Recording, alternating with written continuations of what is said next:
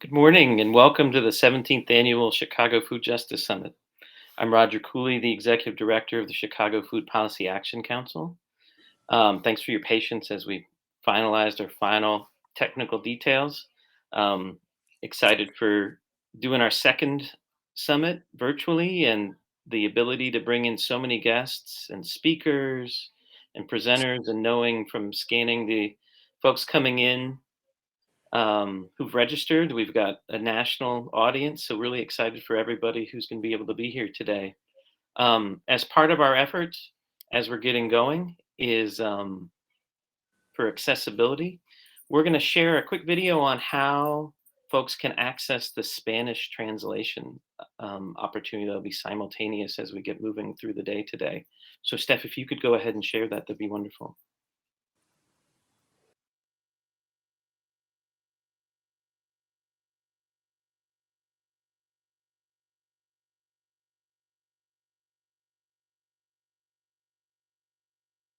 Hi, and welcome to the 17th Annual Food Justice Summit.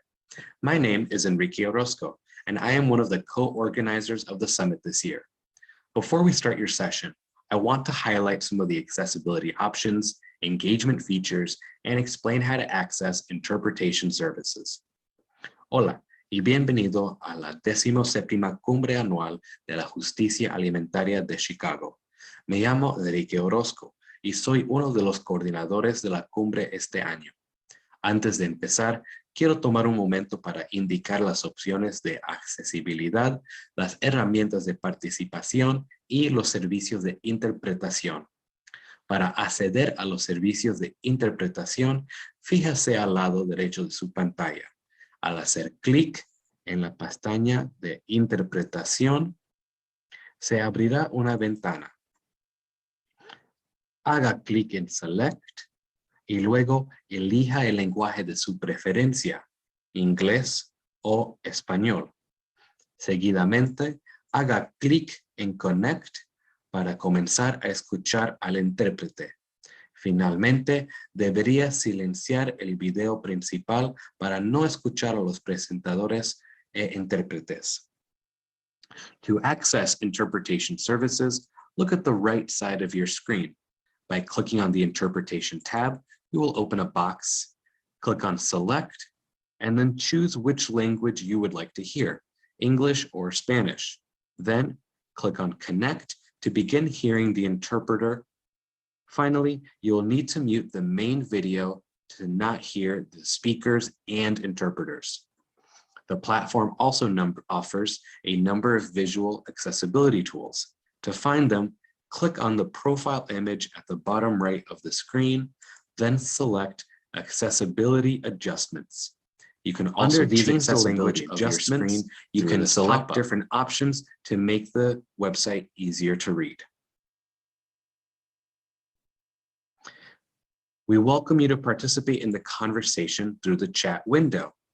Clicking again on the Chat tab on the right of your screen will open up this window. Select the box at the bottom of the page to begin typing into the chat. At the end of the session, we will open for a brief question and answer portion, and you may type your questions here.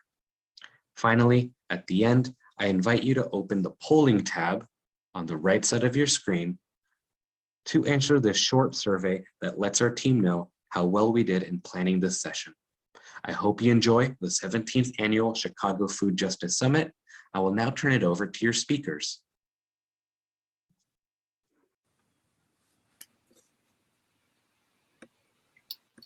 All right, welcome everyone. And I see all the folks introducing themselves in the chat. Thank you. Great group. Again, mix of folks from the Chicago area, from the Midwest, and nationally. And I even saw at least one international folk check in from Nigeria. So thank you all for attending today. Again, I'm Rodger Cooley, the Executive Director of the Chicago Food Policy Action Council. Do a little bit of intro to who we are and what we're focused on, and overview of the day, and then I'll hand it off to our board chair, Anton to do some also greetings as well.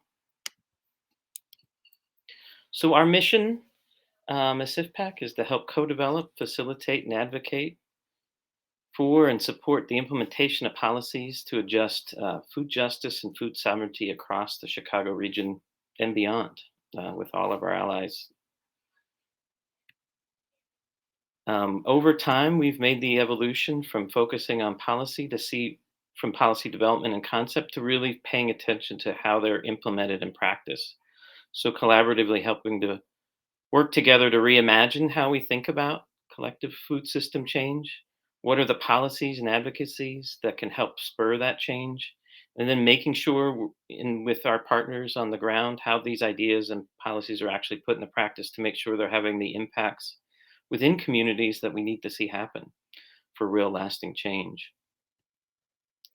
We do that by mobilizing networks similar to this event. Many of these things were used and partner with on the summit to move forward. So mobilizing networks, doing knowledge sharing, peer to peer, creating transparency and navigating systems collectively, and then uplifting successes and helping folks get access to the resources, decision makers, folks of power that they need to make change in their communities. Wanted to thank all of our amazing summit leaders this year. We've had an amazing team of partners who have come on to support the development of this amazing event. Want to give special thanks to Steph Funk and Enrique and Orozco, our program and logistics folks, Sydney and Jade, strategies for accessibility, Nora and Sanjani, flavor and reimagination, Alex and Grace, communications engagement, Michaela and Rachel. Thank you all so much. And then our close partners with the Cook County Health Department, Keith, and then the Chicago Department of Cultural Affairs and Special Events, Yesenia. Thank you all so much for all of your support through this work. Also want to share deep appreciation for the staff of CIFPAC. We got Asia and Artis, who was a Emerson Fellow last year, Ashia, Steph, myself, Marley, and Dakari. Thank you all so much for your dedication, commitment to this work, and helping get this event off the ground, and all the work throughout the year. And then our key partners who are on our board, Grow Greater representatives from Grow Greater Englewood, the Urban Growers Collective, Little Village Environmental Justice Organization, and the Heal Food Alliance, as well as Chicago State University. We had many, many sponsors this year, very appreciative of all the resources. And the platform, its virtual events are actually turning out to be just as resource intense, if not more in some ways, than in-person events. So very appreciative of all the support from these sponsors, and also to the many in-kind sponsors who generously donated products for the raffle. Pay attention and look for that on the website as well. And then our ongoing financial supporters, the Foodland Opportunity, part of the Cyril Funds, Margaret and Thomas Pritzker Family Foundation, Chicago Regional Food System Fund, the Illinois Specialty Crops Grant Program, USDA Local Foods Promotion Program, the Rockefeller Foundation, Ponterea Foundation, the iSpan project, which is past funds via the CDC. So real briefly, going over kind of the agenda for the week, we've got the welcome, the keynote this morning, and then this afternoon we have 2 different workshop sessions. And then starting tomorrow, there's going to be a bunch of new opportunities for engagement in different formats. So there's going to be the coffee and convo session. We'll have 2 different morning sessions of workshops. There'll be a lunch period for lunch social hours for folks who want to do other connecting. There's afternoon sessions tomorrow. And then on Friday, again, we'll have the coffee and convo sessions, 2 morning sessions, 1 afternoon session, then a final closing in note panel. And throughout the event, we also have a virtual expo where you can see the sponsors booths, plus other local organizations and food businesses who have amazing products and offerings. We have some pre-recorded sessions that folks can find and get to on their time. We've got a scavenger hunt throughout all of the agenda events, vendor booths, which will help contribute to the raffle, or that's how you get raffle opportunities to participate in the raffle. We've got job board for folks offering job and internship opportunities. We have an update board for folks to connect. And then also several different pathways for folks to connect and network. So really excited about using Socio this year and all the opportunities for people to connect. At this point, wanted to hand it off to Anton Seals, our board chair, to give some reflections on collective care and where things have been going in the last year and where things are moving forward to. So I want to hand it off to Anton at this point. Good. Thank you, Rodger. Again, welcome everyone to the 17th annual Chicago Food Policy Action Summit. It is an exciting time in our region, in particular from all the hard work that Rodger just talked about from many of the partners. So as the board chair, I wanted to express some of the things in terms of our theme this year, which is collective care, because of the times that we're living in and where we've kind of come from, just to kind of ground us all in the work that we're all doing. As we're building relationships, as we are struggling through, trying to, and I will eliminate the word try, but actually disrupting and interrupting and reimagining and transforming systems that have no longer served their purpose for some of the things that we're all collectively working on, which is to gain greater access, in particular for Black and Brown folks who have been systematically kind of locked out. And then also reimagining what is this new kind of vision for all of us in the future, not just for us, but for the next generation that is to come. So this is super exciting times for all of us. But I wanted to also, just in terms of the word care, because we are under such duress and everything seems so, these times have been just so taxing for so many, but there have been a lot of successes that have, bound us together. So I wanted just to lift up some of the work that we've been able to do here in Chicago and through the region, in particular around gaining greater access to the things that we're all working on, in particular, the Chicago Food Policy Action Council that has emerged, which is the Chicago Food Equity Council at the city level. It's a tremendous kind of piece that all of us have been working towards to be able to kind of codify this at the city level. The good food purchasing policy that we've been working on for many years, attempting to make sure there's access for our local growers to grow. The connectivity, the networking and advocacy across the board from some of our other friends like AUA and Illinois Environmental Council. So I want to just lift all of those kind of pieces together because it's just such a synergy that is growing in our space. I want to also hat tip our Lieutenant Governor, who just formed the Urban Agriculture Working Group. So I think that there's a lot of work that is happening. I also want to lift up our Representative Sonia Harper and the work that's being done at the Illinois State House around addressing some of the disparities around what's happening in our systems, Cook County. So all of those things I'm just highlighting in terms of our civic participation is also being driven by all of us who are here at the grassroots. And when I say that, it's just because it is such a what started several years ago as those of us who are on the fringe who are now centering the work. And I think it's important for us to remember that we must care for each other while we're centering the work, because we're always going through these kind of transformations as we get closer to actually, liberating some of ourselves from some of these old ways in which things have happened. And so sometimes that process is not always smooth. But I think that what we want to be able to always create is an opportunity for us to remain authentic, to remain honest, and to hold on to the vision, right? And so the vision is so important for us to kind of have this kind of collective care in this moment. And so I just wanted to give big soul claps to everyone who's here today, and that we are in community with each other. Miss being in community in person with everyone, that is for sure. And I want to leave you with the great George Washington Carver, who said, where there is no vision, there is no hope.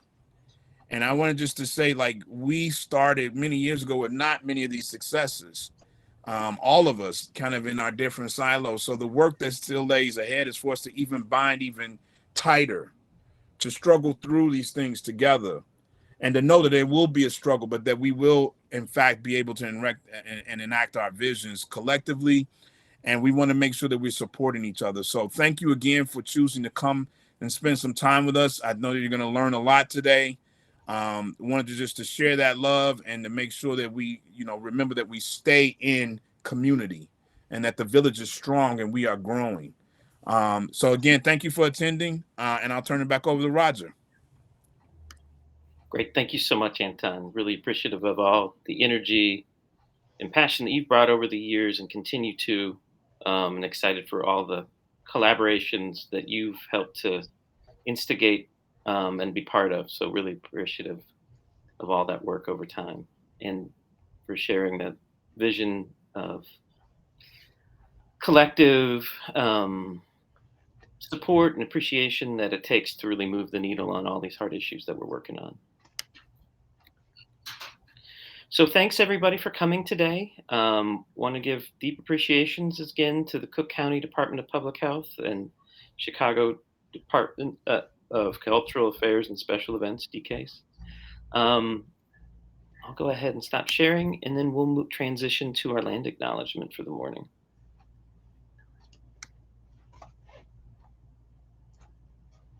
I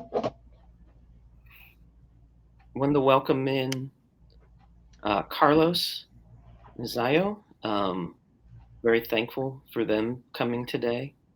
Izayo is a Chicano artist of Nahua and Purupachua descendancy. He is currently teaching Aztec dance to youth and serves the LGBTQ community as a sexual health outreach coordinator for the Chicago House Social Service Agency. Carlos is a Chicanic environmental justice advocate and landscape artist of Nahua and Tlaxcala descent. Born and raised in the Little Village neighborhood of Chicago, he's the founder of the Maiz Native Land Project. Thank you both so much for coming today.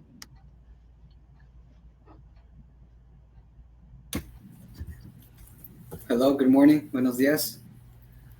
Good morning, buenos dias. Thank you for having us.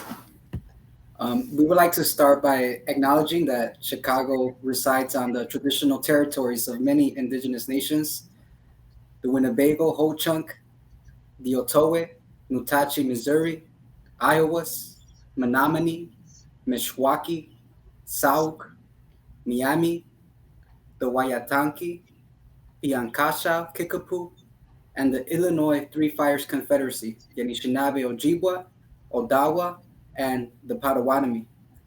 By making a land acknowledgement, we recognize that we are on occupied indigenous land, that the indigenous peoples are the traditional stewards of this land. Long before European invasion, Chicago has been a site of trade, gathering, and healing for many people throughout different eras of time. We would also like to acknowledge the injustices, the violence, the oppression that indigenous people have experienced and continue to experience at the hands of colonizers. The fact remains that settler colonialism persists and continues under the new name of globalization, where cultural diversity is being replaced by a homogeneous consumer identity. There is an ongoing struggle to preserve ancestral knowledge, rituals, languages, traditions, teachings, and learning practices. Our resistance continues even after centuries of colonization and, assimilation. So much that the state of Illinois is currently home to more than 75,000 tribal members, and the Chicagoland area is currently home to one of the largest and most diverse urban Native communities in the U.S. So as we work, live, and play on these indigenous lands, we must ask, what can we do to right the historic wrongs of settler colonialism, institutional racism, and state violence, and create a plan of action to support indigenous communities and their struggles for self-determination and sovereignty, to be able to create a world in which many worlds fit. So at this point, I will pass it over to Carlos to continue. Well, I will be doing some reflections on the acknowledgement.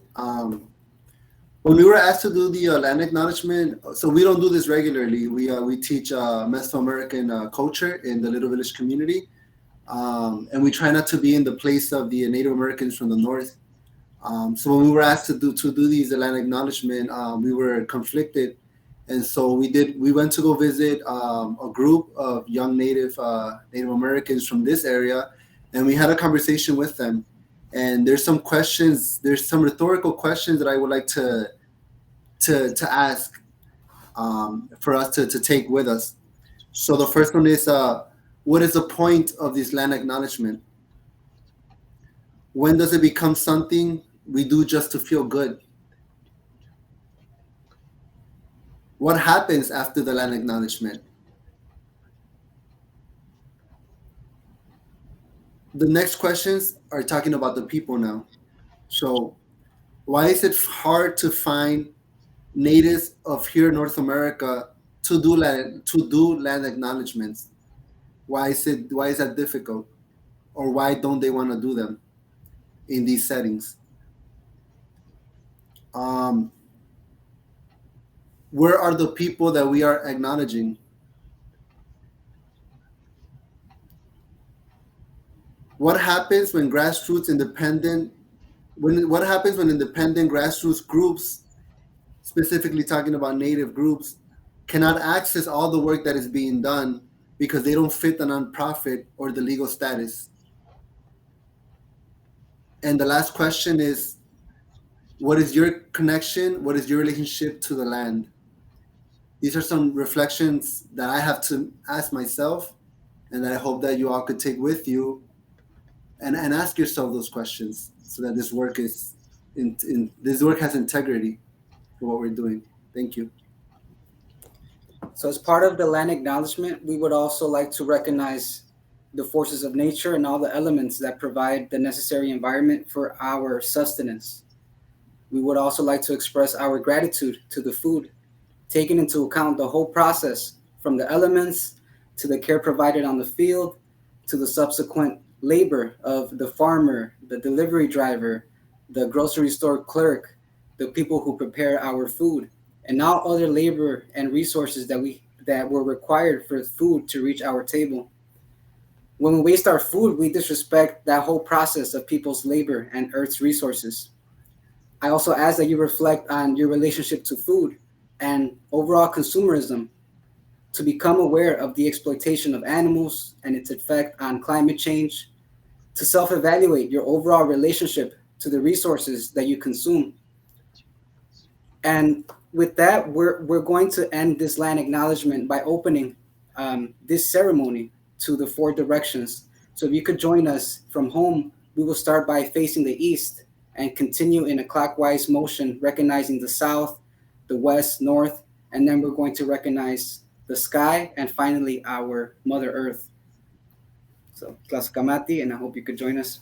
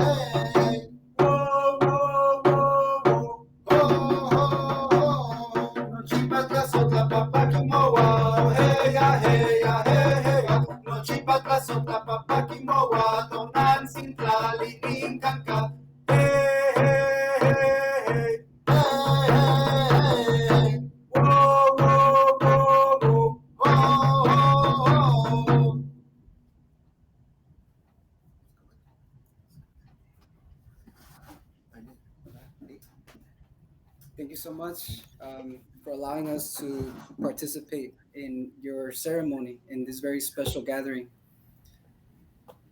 Dr. Kamati, thank you.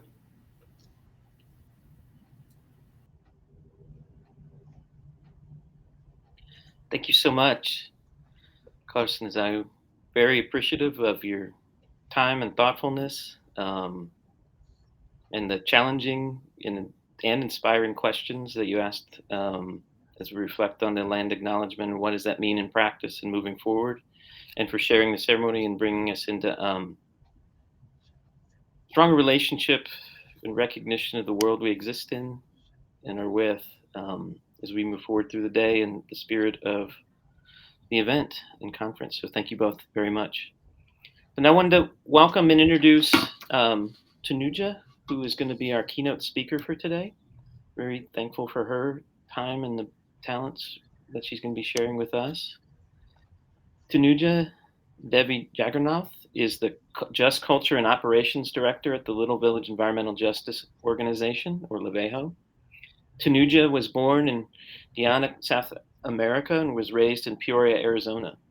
In 2001, she came to Chicago to serve as a volunteer in service to America for the Chicago Department of Public Health.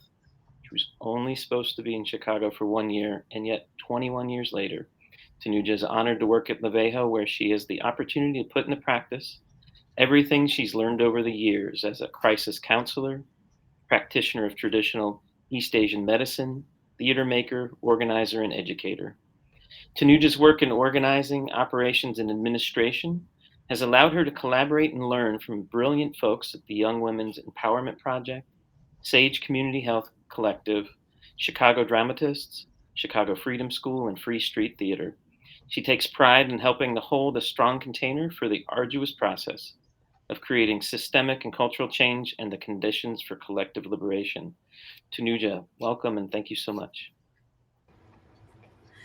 Thank you so much. And I just truly appreciate the opportunity that CIFPAC has provided for me to share a few ideas that I've been thinking a lot about.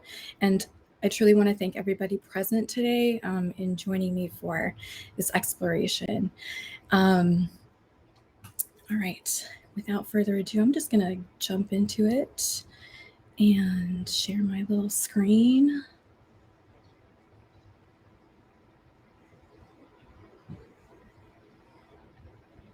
Okay, can you see that? Okay, there it goes.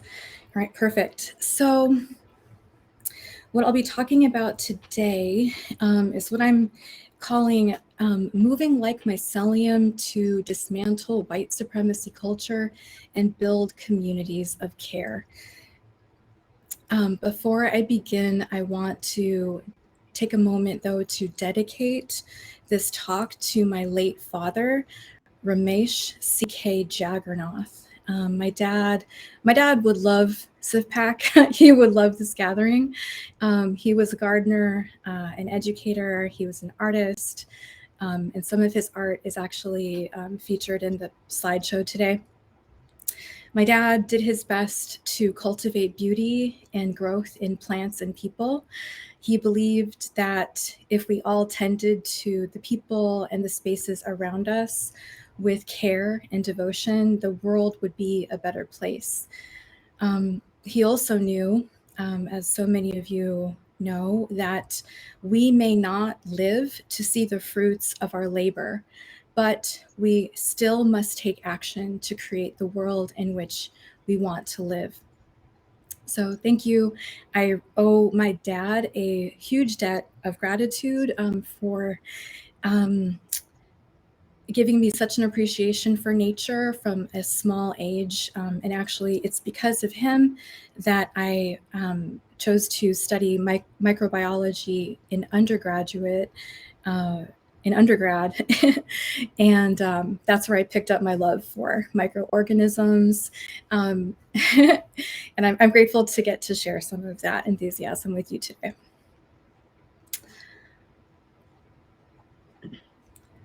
Before we jump into the nitty-gritty of the talk, though, I want to take a moment and invite us to get comfortable in a space that I call understory. Some of you will know this term from, forestry studies and things like that. But for me, understory is one embodiment of what community care can feel like and what it can look like.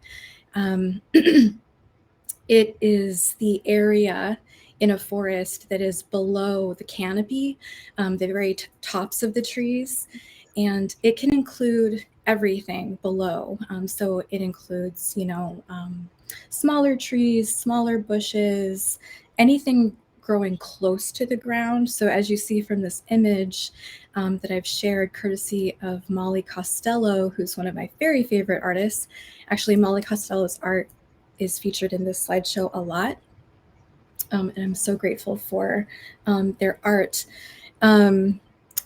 But yeah, this is where in the understory you get to encounter mushrooms, ferns, flowers, and this is where you also can encounter decay, decaying leaves or a decaying tree trunk. It's a place where we can also consider letting go of anything that no longer works for us and letting it decay and go back to being part of the earth, part of energy, ready to be recycled and turned into some other form of life. The understory is a place where you can put down a blanket, find a clear area, and sit for a while. I know for some of you, just sitting quietly in a shaded area would be a huge luxury. So I want you to take this moment, imagine yourself in this space. Give yourself a moment to let down your guard, drop your professional titles. Some of you are very fancy people, so you know what? Cool. And in this moment, give yourself the opportunity to be your most human, living self and take a moment to listen. What do you hear? Do you hear the wind passing through the tops of pine trees high above? Do you hear crows maybe calling to one another from the tops of the trees? Maybe you've chosen to be in a birch forest and you hear the leaves shivering. The light is filtered through the leaves. And so we can also just relax our gaze a little bit and try and connect to what you see in your mind's eye. Maybe you see endless green stretching before you. Maybe you see really thick old tree trunks. Maybe you see ferns, really young ones just starting to unfurl. The air in the understory might be crisp yet damp, right? And it smells wonderful. So what do you smell though? Do you smell the sweetness of decaying leaves? Do you smell pine, cedar? I just want you to take a moment and feel the embrace of this space. Let's take a breath in together and exhale. And as you exhale, feel free to let something go, whatever it is. And I really want to extend you all, once again, gratitude for being here. And I really would love to invite you all to extend your self-compassion, especially as we progress through this talk. We're going to be talking about, white supremacy, power, and so on and so forth. And, this is not easy stuff. And also, I know this is the right place and the right time. So thank you. All right. Here's the too long didn't read version of the talk, okay? And if you're like me, you give a panel or a talk or anything, maybe 5 minutes. And if it's not grabbing you, then I just leave. So for those of you who are like, yeah, I don't know if I need to be here, cool. We're gonna talk about why community care and why now. We're We're going to talk about what community care is, and what might it have to do with mushrooms and white supremacy culture. And then we're going to talk a little bit about what folks can consider doing to co-create communities of care. Okay. So why community care, and especially why now? And if it's okay, I would love folks to jot down your thoughts in the chat. What do you think? What do you think? Why is community care so important right now? I'm going to give folks maybe 15, 30 seconds to do that.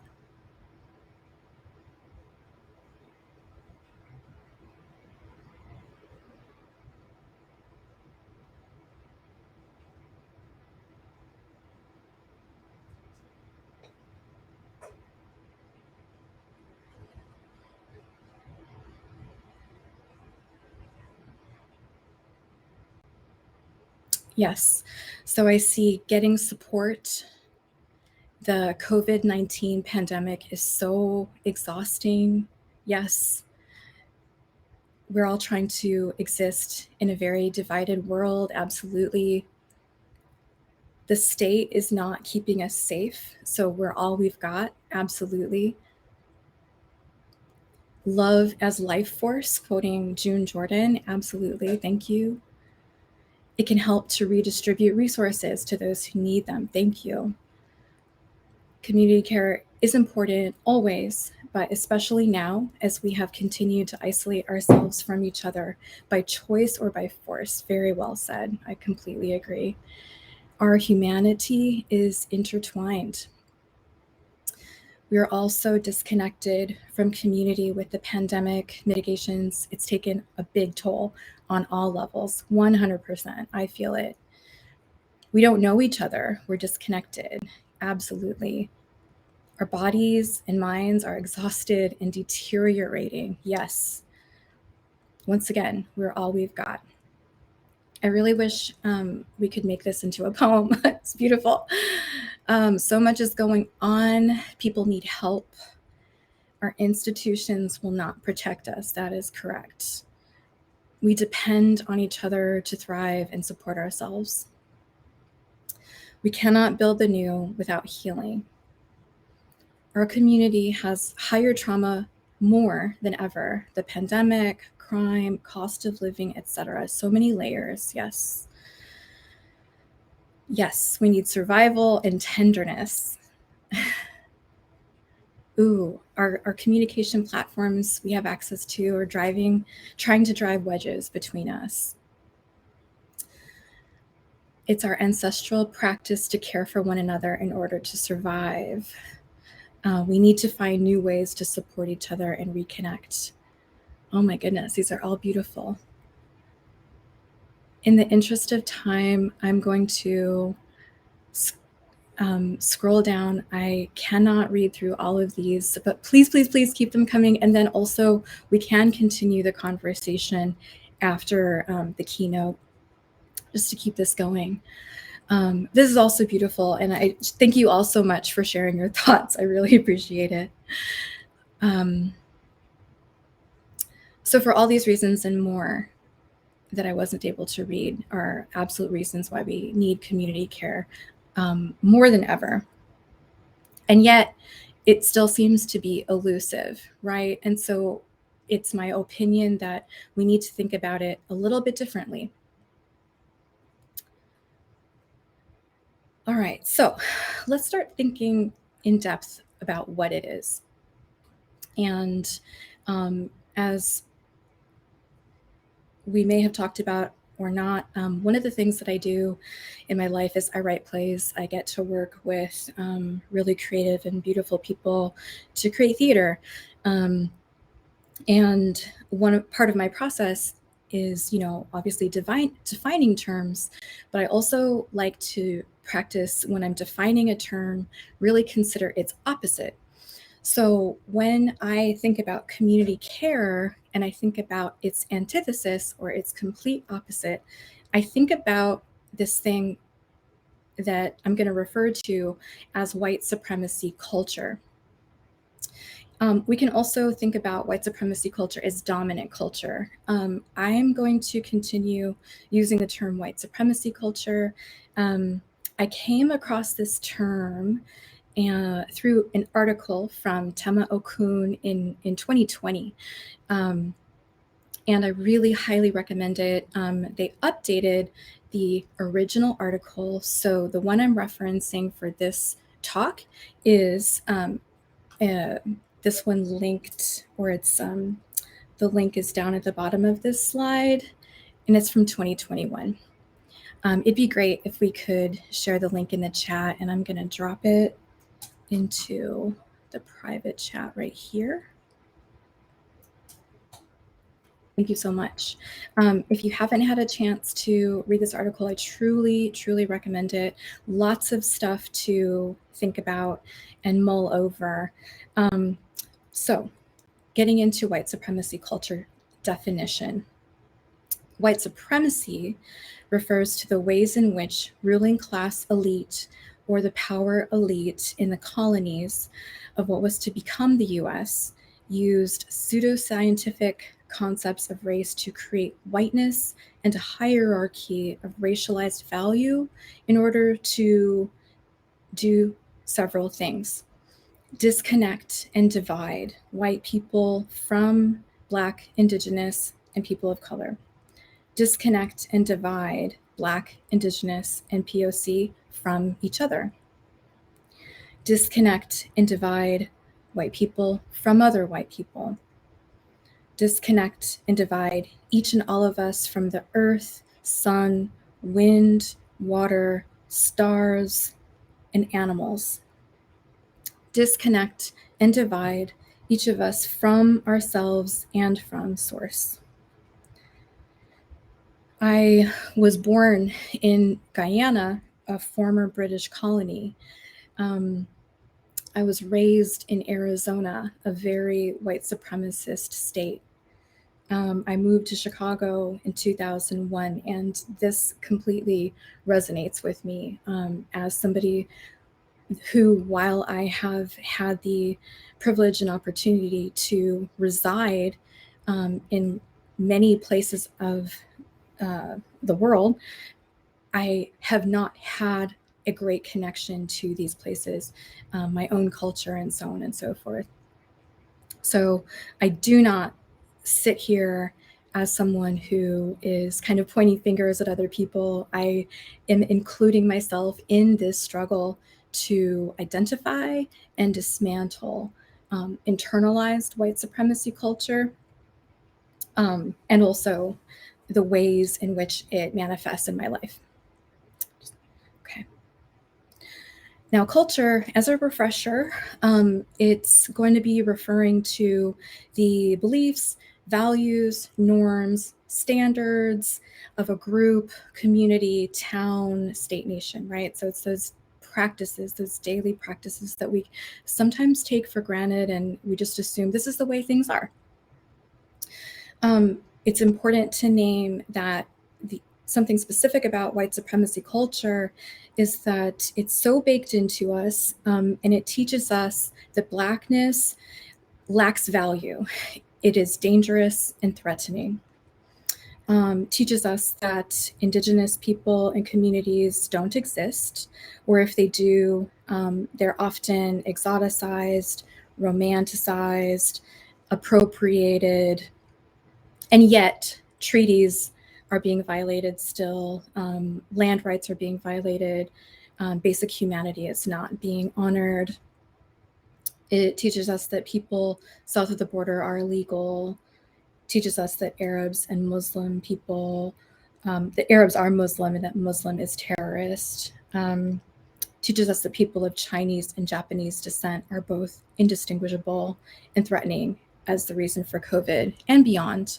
And I'm quoting Tema Okun in their article. In the article, they do a beautiful job of really laying out characteristics of white supremacy culture. This is one of the things I really appreciate about this article, because it was kind of one of the first very, accessible resources for me to really see in front of me, wow, these are the various components of white supremacy culture. Here's kind of how it works.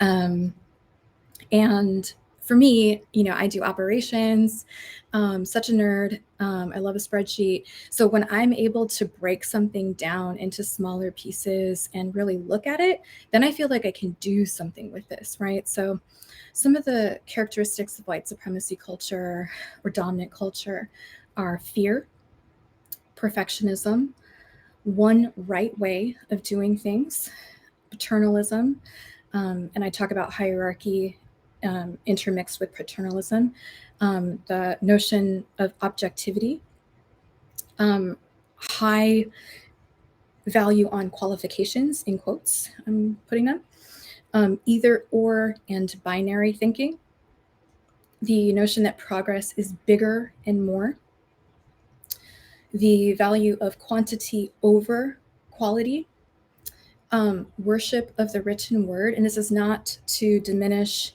literature or poetry. What it's actually referring to is are the ways in which we create policies that are very inaccessible to people. And, the use of inaccessible jargon and so on and so forth. Individualism, aka I'm the only one who can do this or should do this.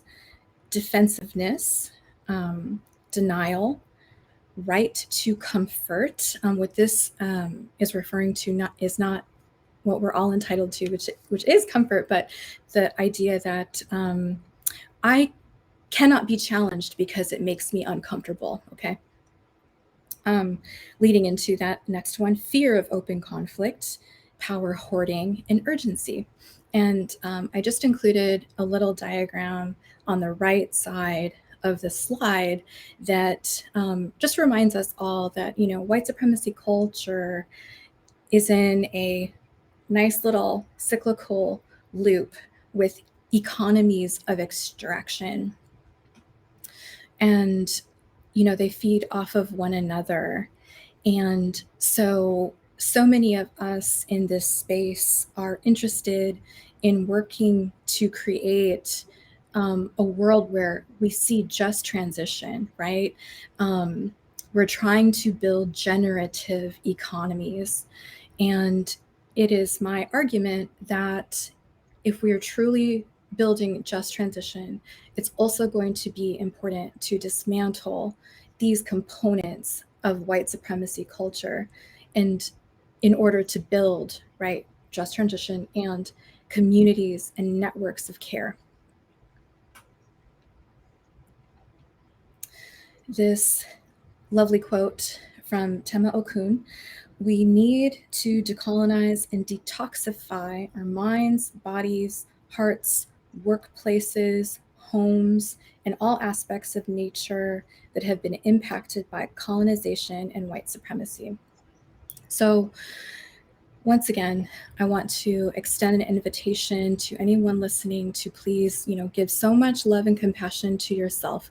We are all swimming in the waters of white supremacy culture. No matter how you identify racially, we're all impacted. We're not all impacted in the same ways. And speaking for myself, people who are perceived as Asian, for instance, we're very encouraged to join systems of oppression, to collude with them. We are absolutely invited to participate because of model minority mythology. And yet at the same time, right, we're never fully apart. And once we begin challenging systems of oppression and white supremacy culture, then it's as if the invitation gets taken away, right? So it's kind of like a weird invitation that is very conditional upon compliance. Okay, so people like myself, absolutely, we are encouraged to assimilate. We're encouraged to adapt and take these characteristics on. And I have absolutely embodied every single characteristic of white supremacy culture. I still do, right? As, you know, just who I am in the world. And so I just have a lot of compassion for everyone out there who's kind of sitting there maybe like, oh my gosh, what to do? It's okay, because another beautiful part of the article from Tema Okun is that they offer antidotes. They offer solutions and strategies, things that you can do. Okay, so I'm going to share what those are. Okay. This is an image of my 2021 Passion Planner, the back pages. For anybody who knows me, I'm a huge fan of the Passion Planner for so many reasons. So what did I decide to do in 2021, inspired by the article, the version of the article that I accessed in 2020. So I was like, you know what? I have a lot of work to do to dismantle my internalized white supremacy culture. So I made a couple charts, right? Here's my operations showing, okay? On the left page, you'll see these are the different characteristics of white supremacy culture, okay? And on the right are the antidotes. I'm going to read a few of the antidotes. So appreciation and gratitude to counter perfectionism, and they kind of track from left to right. Having realistic work plans and expectations instead of urgent ones, crisis-based ones. Practicing acknowledgement and self-checking, self-facilitation. Creating liberatory processes for the things that we try to do. Honoring many ways of knowing many truths instead of just one. Being flexible and adaptable in achieving goals instead of having one right way. Being transparent and inclusive in decision making versus doing paternalism, which is, I know what's best for you. I'm making this decision without your input. Generating possibilities and, inviting a sense of play in what we do versus very rigid ways of being and thinking that are supportive of binaries of all kinds. Sharing power versus power hoarding. Embracing conflict and working to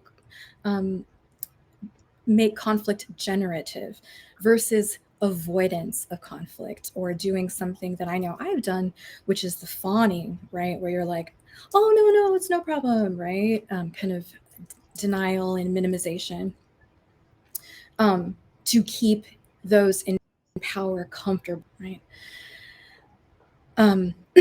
Working in a team, delegating, letting some things go versus the individualistic thing of being like, I'm the only one, it's all on me, so on and so forth. Working to seek and understand different worldviews versus pretend there's some kind of objective worldview, even if it's not really real for you.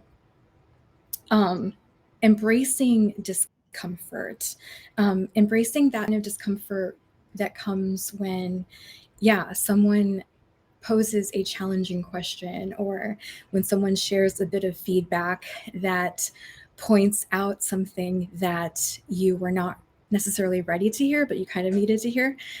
So embracing that kind of discomfort that can lead to growth versus sort of creating an aura around yourself of like, everybody must do everything they can to keep me comfortable.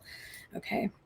And then I added a few more. One was kindness. I like to notice when I have actively been kind to myself and others, making friends with chaos, and then thinking abundantly versus thinking with a scarcity mentality.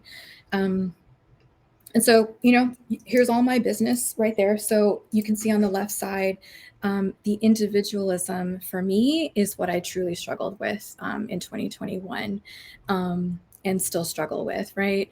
On the right side, what I learned how to do even more, and you can kind of see the progression over the year, was I learned how to share power and ask for help a little more. And then I also did a bit of like generating possibilities and trying to embrace a spirit of play. And this was really important, you all, not because of my work, not just because it made me feel good. My father passed away in July of 2021. And for the 4 months preceding his death, 3 months, I was out in Arizona, and you know, my family and I were navigating his illness. Having a practice where I worked very diligently to try challenging my own isolation and individualism truly helped me and my family navigate the death of my father.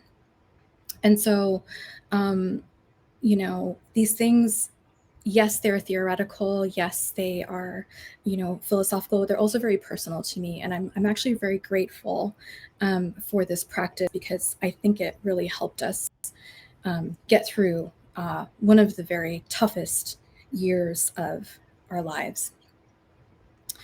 Okay, now, quick reminder, this is personal, it's political, we often do it in private, and also it's connected to these systems of oppression, right? So when we're thinking about these antidotes and how to apply them, I want to think about we can apply them on our individual selves, in our groups, but also systemically.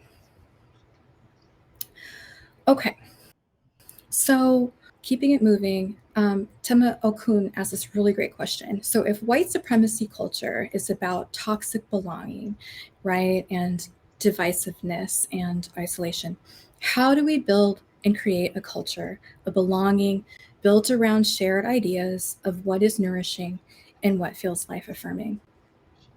Furthermore, if we want to transgress white supremacy, we have to get good at belonging to ourselves and welcoming each other into belonging. So you might be thinking, all right, okay, I get it. Now, how the heck do we do something about this? When I think about networks of belonging, what comes to my mind, honestly, is mycelial networks underground, and we're going to talk about it. Okay, so let's take a moment just to consider, you know, the holistic kind of view of mushrooms and their connected mycelium. This might be total review for some people. This might be super simple compared to what people are used to. This also might be a little complicated for some people. I truly apologize. If you are willing or interested in talking more about this after the keynote, I'm absolutely down. I'm not a fungi expert. I'm just a fan. So anyway, with that said, most of us know about mushrooms, right? We eat them, we love them, they're beautiful, they're super cute. But they are just a part of a fungal network. And so what happens is, you know, these mature mushroom fruiting bodies, they emerge from mycelium. Little spores, mycelial fungal spores, are released by mature mushrooms from the gills. They find food, they find dampness, they find darkness, and they they start to eat, they start to grow. They go from singular spores and they turn into chains called hyphae. When two different hyphae are compatible, they combine and continue to grow. And this is what creates the mycelial threads. The threads continue growing. They grow. When it's time for them to reproduce, they eventually emerge. They create the fruiting body, and that's what we know as mushrooms. From there, more spores are produced, and the cycle continues.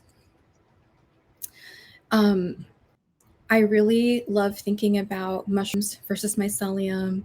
In this moment, for example, I'm like a little baby mushroom. I feel like I'm releasing little baby spores of thoughts and ideas, and those thoughts and ideas might find some home or food in compatible minds. And maybe these thoughts and ideas might grow in a different way, or add to thought processes that some of you already have going. But I want to put emphasis on the fact that two different kinds of hyphae have to combine to create a mycelial thread. And so that makes me think about contradictions and paradoxes and the value of, conflicting impulses or conflicting ideas joining together to create something new, to create growth. Makes me think about yin and yang as well, as a former practitioner of traditional East Asian medicine. And so it also makes me remember and honor the fact that, I'm not just here because of my many guides and teachers and my ancestors. I'm also here because of the really big mistakes I've made, the errors in judgment I've made, so many lessons learned. And so for me, this gives me a lot of comfort when I think about life this way. I feel a little bit less shame. I take comfort, and I also feel comfortable in the fact that after this talk, I'm going to go back to my everyday life, underground, doing my little thing. A couple more things I want to name about mycelium. They are so tiny yet so dense and so present. So in 1 cubic inch of soil, you can find enough mycelium to stretch for at least 8 miles. In super healthy soil, it can even be longer. And different people have different thoughts on exactly how much that could be. But these networks can cover as much as thousands of acres. And so certain varieties of fungi are actually the largest organisms in the world and the oldest. We have soil because of fungi. They break down organic matter. They're able to crack apart rocks. When mycelium join up with tree roots or plant roots, they create something called the mycorrhizae. And that symbiotic relationship helps plants obtain water and nutrients from the environment. The mycelium sometimes even penetrates the roots. And so they become this living, aware web. And the web is able to react to stimuli. They're able to make changes. They're able to devise strategies through enzymes and chemical responses to challenges they face. They remain very dynamic.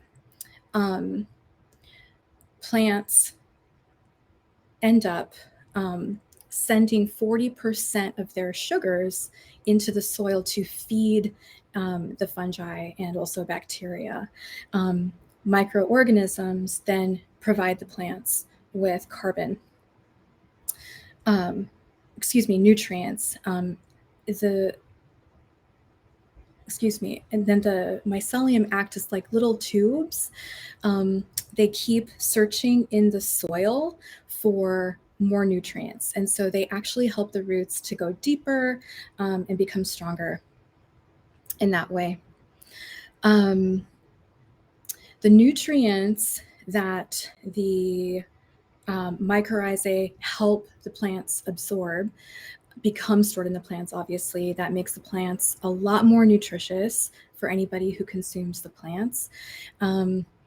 Without the soil, right? When you look at industrial soils, wherever these mycorrhizal fungi have been killed off by pesticides or fungicides, et cetera, and other chemicals, you see that the plants are sucking up toxins because they don't have a beneficial filter anymore from the mycelial network. The plants end up being less resilient and, of course, less nutritious. Another key component to mycelium is that they create something called glomalin. Glomalin is like that glue. And so that glue helps to bind soil together. This is super exciting. When the soil is bound and compact, and I know you know what this soil looks like and smells like, it's magical.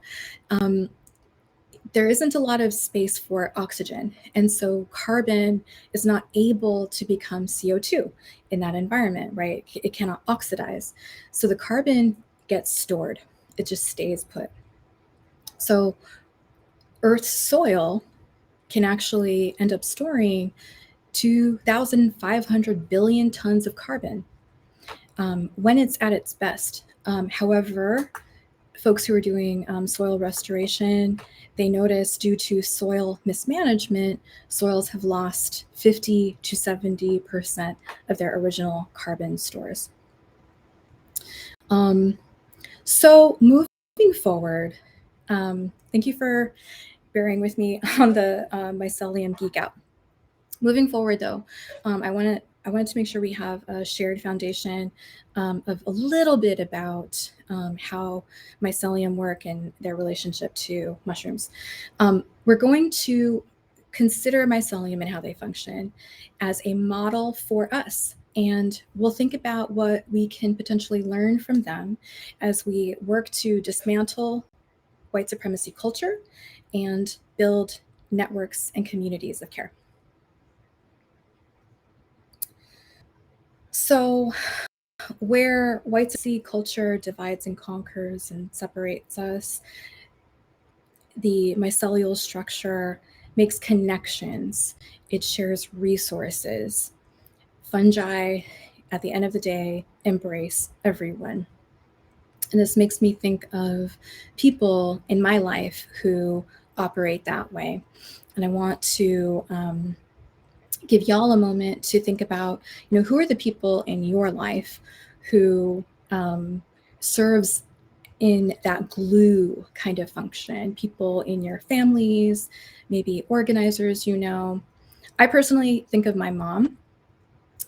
This is an image of me, my mom, my dad, and you see the hands of my partner. We're having dinner in 2019 in Pine Top, Arizona, one of my very favorite places in the world. And this is my 40th birthday. And one of my mom's favorite things to do is to cook for people. And so she made the roti and the dal and cauliflower rice. My dad grilled the corn and some grilled cabbage. But my mom is that person in her community who gets people together. We came to the United States in 1980. I was 1 year old, and we didn't know anyone. My mom, over the years, was able to somehow she found, a really strong network of Indians who are from India, but also Indians who are diasporic like us. So she found the Trinidadian Indians, she found the South African Indians. And over the years, she became the person who created community where there was none. therefore breaking isolation for herself and our family. And I am so truly grateful for her model for how that works.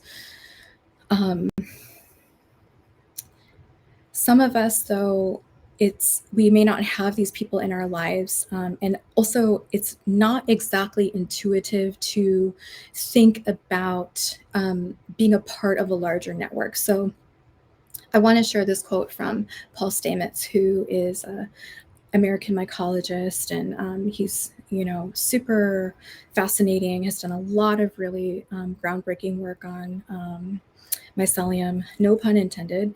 But in thinking about how mycelium works, he invites us to consider polyphonic thinking or singing. So think about choruses,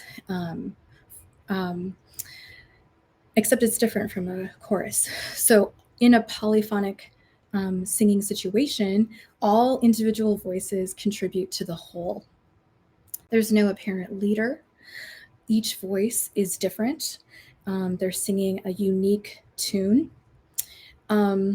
If you heard this tune by itself, it would make sense, but when they're sung together, you can't exactly distinguish the individual voices. A whole new thing is created. And so you can think about each melody being a hyphae tip, right? One of those strings of cells. So each melody would be exploring, expanding, moving alongside other voices. And I like this quote from Beth Forrester: "To be a part of a community, we don't have to give up our unique natures. On the contrary, we offer ourselves and our gifts all the more. And in this very act of offering ourselves, the whole organism can really grow healthy and shine." For those of us like myself who struggle with individualism, I find this really helpful. So, as mycelium acts as a collective, I want to extrapolate a little bit and think, there's no one cell that's trying to dominate the others. There's no strand that's trying to outrank the others. You don't see this competition for resources. You don't see these kinds of tactics and shenanigans vying for control. You don't see one person put forward as like the romanticized, charismatic leader. There's no exact power differential necessarily. The network does not benefit somehow by hoarding any resources. And so, we just don't have this method or this system of, withholding information or withholding resources, hoarding privilege. Mycelium are just here and down for breaking things into their components. They're here to reveal that which gives us life. And in the case of mycelium, it's carbon. It's all about carbon. Carbon is life. And fungal mycelial networks share carbon freely. It's not about judging who deserves the carbon or not. And with this, we don't see that rigidity, holding, guarding. We don't have a false sense of perfection.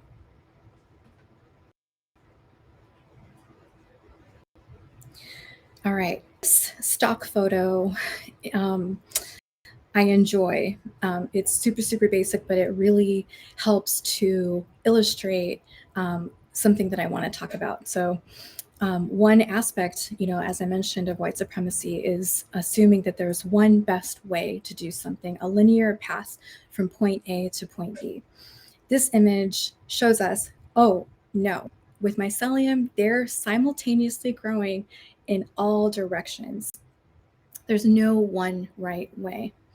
And this is how they create that beautiful fabric that holds together soil, connecting trees to one another, preventing erosion, and creating a fabric that can nourish generations down the line. This is that illustration of that bio glue. What I would love to see is us build social webs like this. Lots of folks acting like the glue to nourish one another in a sustainable long-term way. All right, let's keep it moving over here. One quick thing to mention before I move on, actually, I can do it here, is in thinking about mycelium and thinking about how mycelium can help be a metaphor and a model for us to operate, it has me thinking a lot about the many workers in our worlds that operate very unseen. The people who do administrative labor, the people who do operations labor, the people who manage your offices, right? The folks who are in charge of taking out the trash, creating the agendas, cutting the checks, making sure the T's are crossed and the I's are dotted. I'm not trying to put down anyone in the organization, but I am trying to point out, we often find ourselves creating hierarchies, right? And I'm truly hoping that if we think about mycelium and think about how the whole really matters, we can create policies and practices that serve the whole. And so this has implications for salary transparency and creating equitable pay structures inspired by just culture. The idea that everyone in the organization should be compensated and cared for by the org to the extent possible, right? With, equitable pay, health insurance, if you can afford it. It has implications for the way that we create our budgets. Budgets, as I learned first from Coyapas at Free Street Theater, a budget is a moral document, and the budget represents our priorities. And so what could it look like to build a budget informed by mycelial thinking? In responsible organizations, they're thinking about, okay, we've got somebody at the top who's paid the most, and we have somebody at the quote unquote bottom who's paid the least, but they're really being mindful and they're thinking, let's make sure the gap is within an equitable range. And I really want to give a shout out to people who are doing salary transparency work, trying to bring balance and homeostasis to the organizational ecosystem by distributing resources more equitably. Okay. When I think about mycelium and how they operate, it helps me to push against my own perfectionism, linear thinking, and binary thinking. As an example, yesterday, one of my tasks this week is to coordinate a meeting. And I chose to try to coordinate it using a doodle. Shout out to people who send out the doodles. I learned, however, that for this particular meeting and this particular group, that doodle doesn't work. So I was like, scrap it. Okay, new idea, new choice, new method. So I'm going to be coordinating the meeting in a completely different way to meet the group where it's at. A former version of myself might be like, no, I made the doodle. We're using the doodle. Fill it out. But that's not going to work. So that's just a concrete example of how I try to apply this. It really helps me check myself. Okay, so yes, when we think about mycelium, we're just accepting, like, listen, does this work? Does this not? Does this idea need to be decayed? Has it served its purpose? Is it time to move on? We can let go of our judgment of ourselves and each other. We can also let go of a lot of isolation.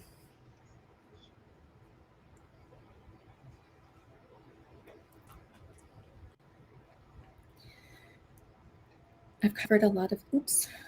All right. Shout out to a beautiful book on boundaries. So mycelium, while being very accepting of everyone, right? Fungus embraces all eventually. Mycelium still have boundaries. They have a self-defense system to defend, again, the collective. And at the same time, they know when they need to be penetrating through certain barriers, right? So they're strategic and focused in what they do. And I want to lift up this beautiful book by Nedra Glover Tawwab, Set Boundaries, Find Peace. Absolutely helpful book. Once again, it spells out what boundaries are, and then offers you very concrete language you can use to set boundaries. It's just really great.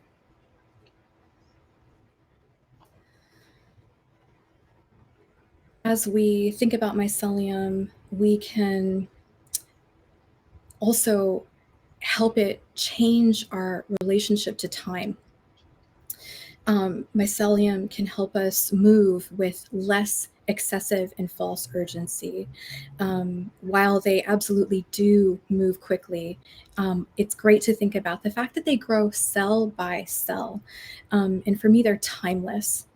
They're there at the beginning of our lives. They will absolutely be there at the end of our lives. They have no need to rush. And what I want for all of us is to have a sense of security like that for one another.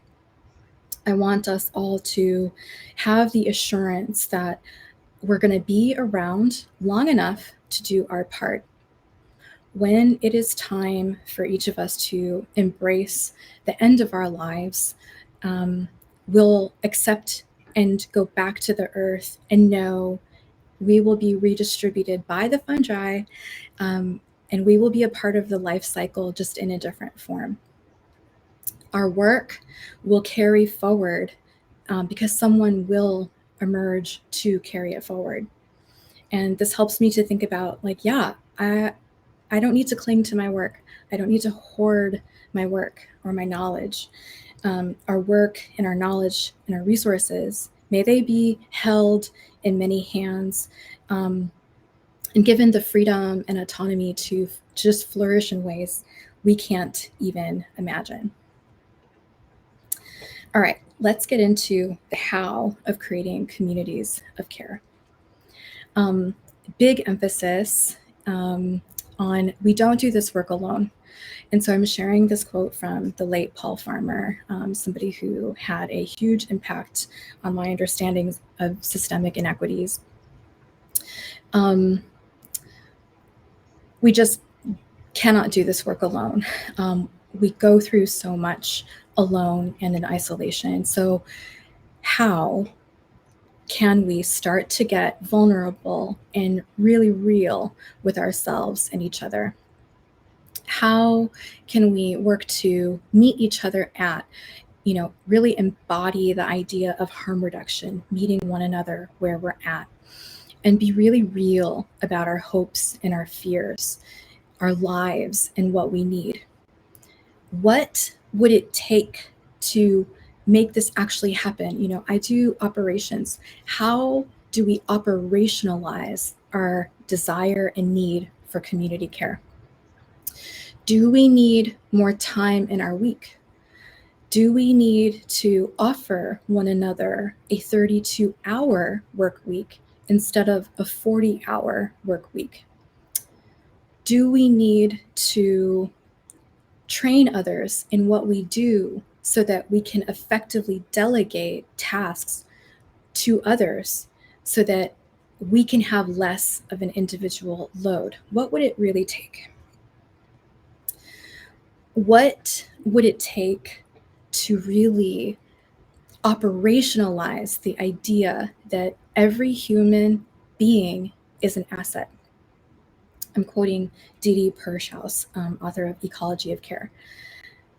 What would it take to operationalize the idea that everyone matters? And what would it take to put into practice this idea that everyone has something to offer?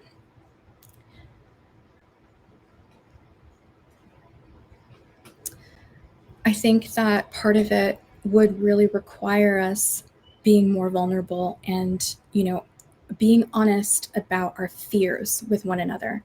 These are truly scary times, as folks have mentioned, scary, exhausting, and all the rest.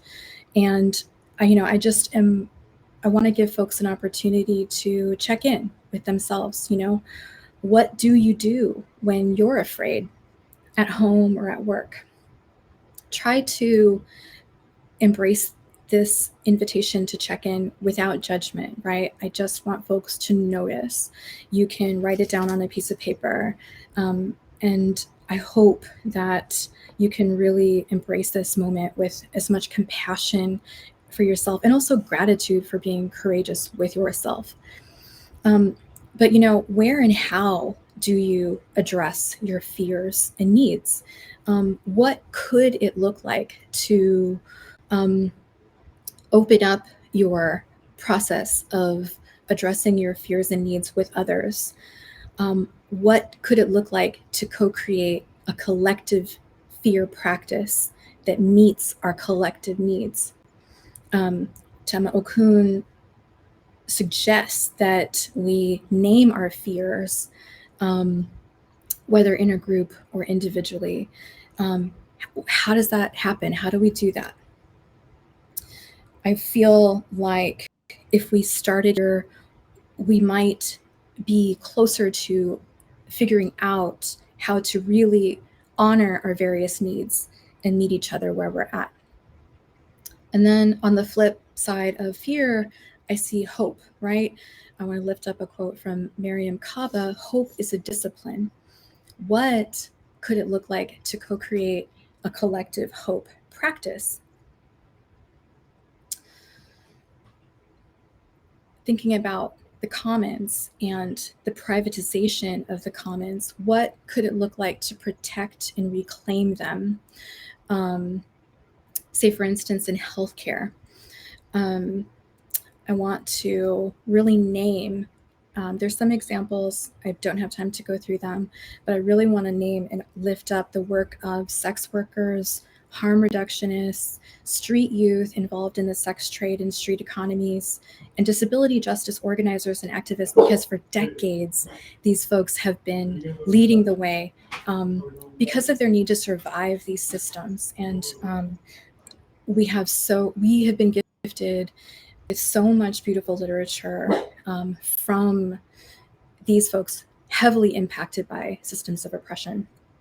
So we can really learn a lot from them. Here are just a few examples of how collective care currently looks to me in action, and it's everything from mutual aid projects to soil restoration and regeneration projects. For me, it's really about starting where you're at and approaching it from the perspective of building something like a mycelial network, right? That challenges white supremacy culture as much as possible. And I just invite, in closing, all of us to move forward with courage. I know my history and so many of our histories are witness to and a record of how we've refused to cooperate, how we've been brave and bold enough to vision a future that we do not live to see. And we're here because of those folks in our lineage who have done that work. And so I just hope that we can all embrace the courage to carry their work forward. Finally, have to share this quote from Ursula K. Le Guin. Capitalism seems inescapable, but so did the divine right of kings. Any human power can be resisted and changed by human beings. However you choose to resist. I wish you wellness, nourishment, and lots of good company.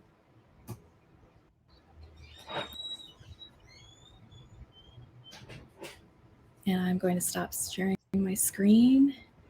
Thank you so very much.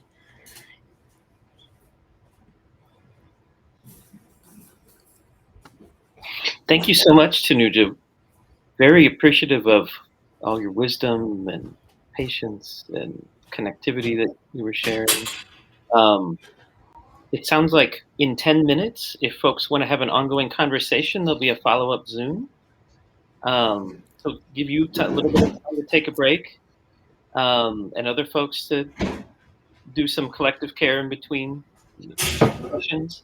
And also wanted to celebrate the ongoing graphic and visual collection of the ideas that Tanuja was sharing. We'll have several sessions throughout the next few days. We'll be getting these as well. So there'll be an ongoing gallery that we'll be able to share. And folks in the chat, please share your appreciations and thoughts with Tanuja. Again, very thankful for your wonderful words and calls for action and reflection as we move forward through the rest of the event and through the rest of the year moving forward. So thank you all, everyone, for participating. In the chat, you can see the Zoom link for the next session. I also wanted to thank our wonderful ASL translators and our Spanish interpreters throughout the day. So thank you all for your efforts as well. But again, Tanuja, thank you so much for kicking off the session today, and wish you well. And again, everyone, for the next session, please see the chat. I believe we'll also try to get this in the agenda. For the rest of the day, we have a session with the Midwest Consortium for Racial Equity and Food Justice, which is going to be meeting at 1. You can see that in the agenda. And then there'll be workshop sessions starting at 2, and then another session starting at 3:10 today. And then full agendas for Thursday and Friday as well. Thanks everyone for coming in this morning, and very thankful and looking forward to the next few days of action. Thank you.